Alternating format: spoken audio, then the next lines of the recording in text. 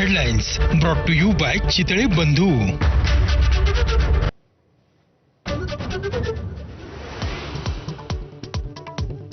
आशिया चषकात आज दुबईत भारत आणि पाकिस्तानमध्ये हाय व्होल्टेज क्रिकेट सामना। दोन्ही संघांनी आतापर्यंत एक सामना जिंकल्यानं आजचा सामना कोण जिंकणार याकडे लक्ष।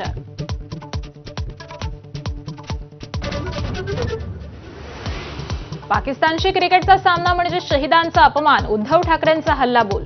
देशभक्तीचा व्यापार सुरू असल्याची मोदींवर टीका। आज ठाकरेंच्या शिवसेनेचं माझं कुंकू माझा देश अभियान।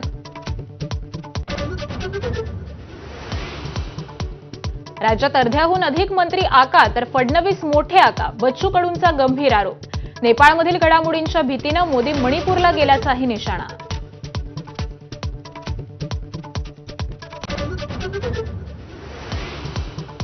मनोहर पर्रीकर ट्रॅफिक पाहण्यासाठी फिरायचे तसे तुम्हीही फिरा, पुणेकर महिलेची थेट अजित पवारांकडे तक्रार।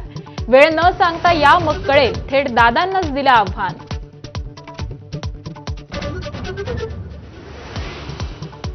सध्या महाराष्ट्रात अस्थिरतेचं चित्र, शरद पवारांकडून चिंता व्यक्त। तर काय वाटेल ती किंमत देऊन महाराष्ट्र एकसंघ ठेवण्यासाठी प्रयत्न करू, शरद पवारांची ग्वाही।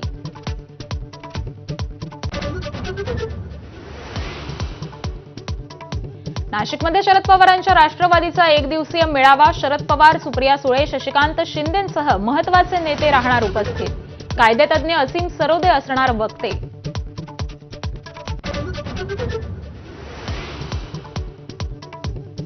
विरोधकांची तोंड बंद करा, त्यांना पक्षात घ्या, कोणालाही विरोध करू नका। जलसंपदा मंत्री गिरीश महाजनांचा पक्षातील इन्कमिंगवरून सल्ला।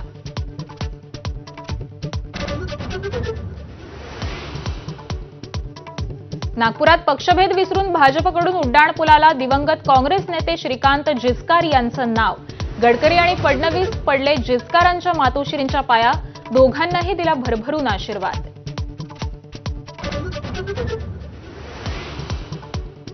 नागपुरातील अशोक चौकात चक्क बाल्कनीतून गेला उड्डाणपूल। नागरिकांकडून प्रशासनावर जोरदार टीका। घरमालकांनाच सरकारी जागेवर अनधिकृत बाल्कनी बांधल्याचा प्रशासनाचा दावा।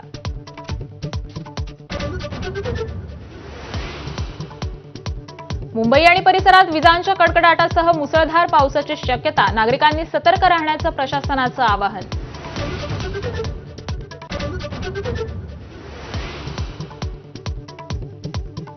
रात्रीच्या मुसळधार पावसामुळे दिल्ली यमुनोत्री राष्ट्रीय महामार्गाजवळ रस्ता खचला। हिमाचलमधील बिलासपूरमध्ये ढगफुटीनंतर रस्त्यांना नद्यांचं स्वरूप, अनेक वाहनंही पाण्यात।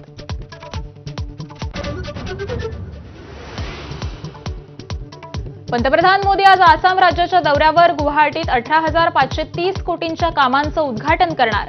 संध्याकाळी पश्चिम बंगालकडे रवाना होणार।